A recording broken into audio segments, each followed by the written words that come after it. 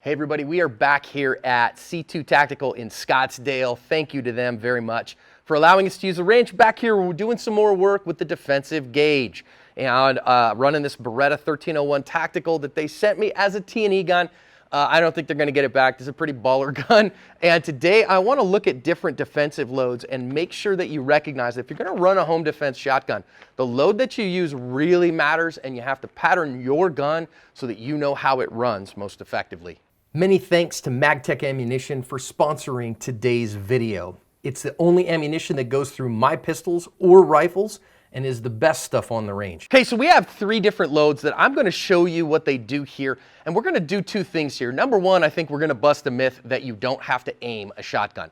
A lot of people say, well, yeah, you just gotta aim, just point it in the general direction and rock and roll. That's totally untrue. I'm gonna show you that here with a couple of different loads that we have. So I have actually three that are fairly common home defense loads, and then we'll see why I choose the one that I do. First one here is the Hornady Critical Defense. That is a 12 gauge 2 3/4 inch double aught buckshot. It is 8 pellet double aught buck, and it is running at 1,600 feet per second out of the muzzle.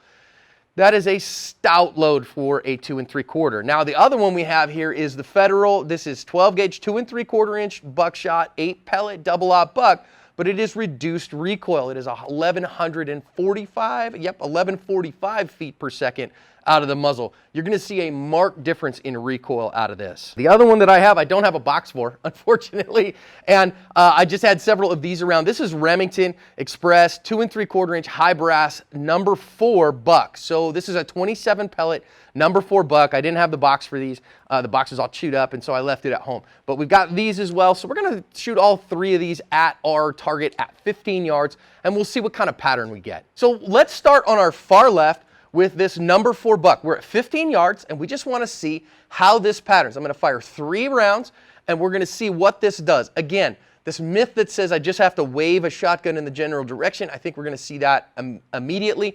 This is number 4 buck. Okay, let's get a feel for that. Everybody's got their eyes and ears on? Everybody's got eyes and ears on. Okay, we're hot. Here we go. All right, let's get a feel for that, get a good aim.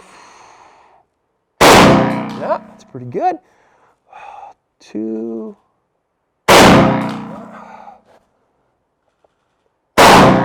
Okay, let's go down and take a look. So this is what we see with number 4 buck, right? So this is 27 pellet number 4. You can see I had all 3 of the wads, 1, 2, and the third wad actually went really low. But one of the things you start seeing is at 15 yards, that number 4, which some people like because it only will penetrate 1 sheet of sheetrock. If it goes through a second sheet of sheetrock, it's generally considered to be less than lethal. So because of that, they go, hey, I'd prefer that for home defense. However, what I see is even here at 15 yards, I've got plenty of pellets that are off the paper. That's a pretty big deal to me because guess what? There's people maybe on the other side of that, on this side of 2 sheets of sheetrock. So that's a significant issue.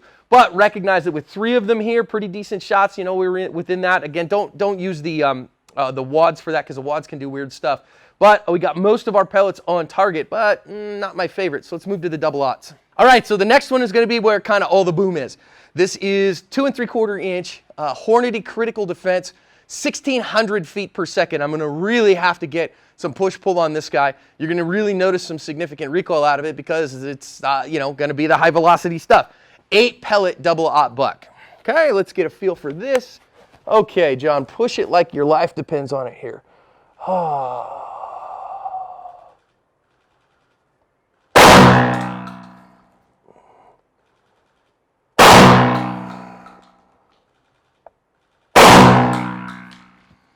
All right, let's go down and take a look. Now what you see here, my guess is that one of these was a little bit of flinch from John, okay?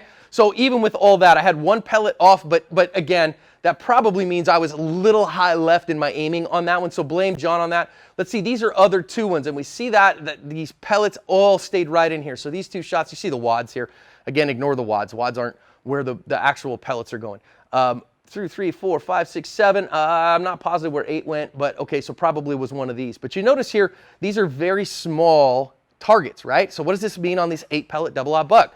You gotta frickin' aim the shotgun. But it does open up just a little bit, so let's try the flight control and see what it does. So now we have 3 rounds of the low velocity, so the reduced recoil Federal with the flight control wad. Now what we're going to see is that flight control wad almost always gives us a really tight pattern. Let's see how we do here at 15 yards. All right, let's treat the gun like we know what we're doing.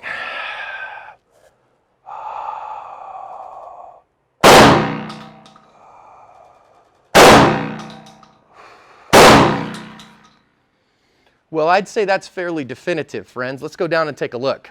What you're seeing here at 15 yards with the Federal Flight Control is that it is basically all going through one hole. And so it is so tight that you are getting all 8 pellets in something that is, oh, I don't know, the size of a fist with 3 rounds. Now, you go, wait a minute, if we step over here and we say our non-flight control, we get kind of pellets all over. This is a lot to the everywhere. This is ridiculously tight. Now, by this distance, by about 5 yards outside of the muzzle, the wad has let go of the rounds, but they have been kept so tight that they're going to go right through each other. So you are going to get incredible damage to tissues out of this. And recognize, let's kind of see this idea. Let's think about this one. I'm going to back up and I want to show you why that this might be something really important to us. Okay, so we've got something here that I would never recommend that you do in real life. We're doing this just for testing purposes, and that is I've kind of candy cane striped this shotgun. So the first round that I have in there, you're going to see is that green number 4 buck Remington. Second round that we have in there is our standard Hornady Critical Defense. 8 pellet double-aught buck, and our final one is the Federal Flight Control double-aught buck, both of those last 2 8 pellets. So now we're going to say, okay, wait a minute. Let's think about now how accurate can we be, and do we need to make an accurate shot? Let's just say here at 15 yards, because I have little ones around, because I have people in the house, I got to make a headshot on a bad guy at this kind of distance. It's pretty extreme, you know, some people might say with a shotgun, but I think depending on which load that we try, it may not be as extreme as we think.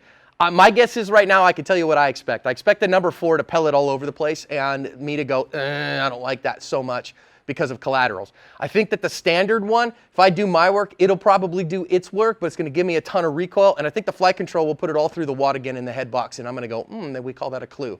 Let's see what happens. All right, number 4 is the first shot. We're going to take a careful aimed shot here. Okay, that's an interesting outcome there. I'm going to tell you that right now.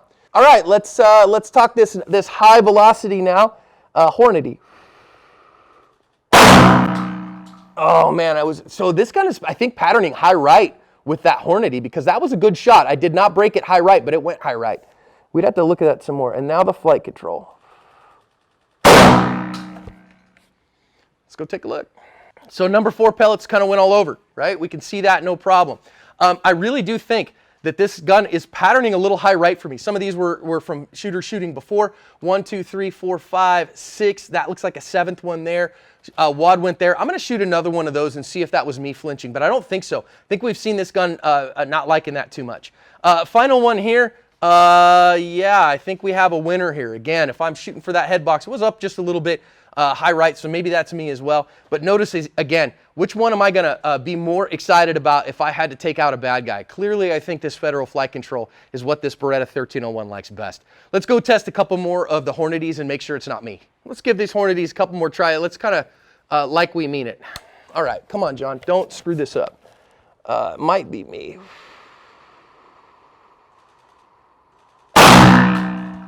Whew, that does have some recoil.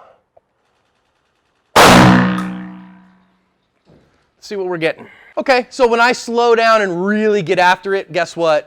It's definitely doing a tight pattern here. Is this good? Yeah, let's do a couple more of the flight controls, see how they compare. Let's try a couple more of these flight control wads and see what we get. All right, come on, John. Terrible flinch.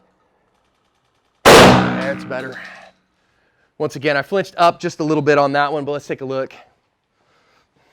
Can't blame the gun for the operator. Once again, that flinch was me, that one was not. I really think, man, that flight control stays super tight. It is a tight little ball. So which one is right? Which one is best for you? Well, I mean, some people might say this and go, I want more spread than this. Me personally, I go, I really like all of them, just hammering that guy right where he's at. You know, as Clint Smith famously says, that handguns put holes in people, rifles put holes through people, shotguns rip pieces of people off and throw it on the floor. And if I got to hit somebody with a shotgun, especially at any distance, I really want this. Tell you what, let's do. Let's back this up to 25 yards, take a couple shots with this. We'll kind of take a couple shots down here, see if we can see them, and see if we can see them actually exit the wad a little bit. Okay, let's just see if we get it out here. We're now at the 25-yard line. So at the 25-yard line, let's see what it looks like. Get my stuff set correctly, get all that, get everything there. Nice push-pull, John. Helps if I actually take safety off.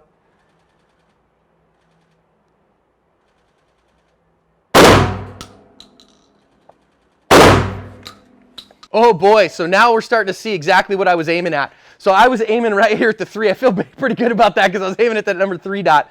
And you can see we have our wads went out here, but now you see the exits, right? So I had one kind of sort of flyer, but if I don't, let's see, what is this pattern here at 25 yards? Maybe 3 inches tops. Now one of those had one out here that maybe made it a 4-inch pattern, but is that the kind of pattern that I want out of a defensive shotgun?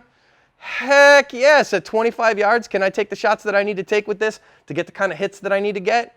Heck yes. So does the pattern of your defensive shotgun matter? Heck yes. Hope that helps you. Better go and check your individual shotgun to see how it patterns.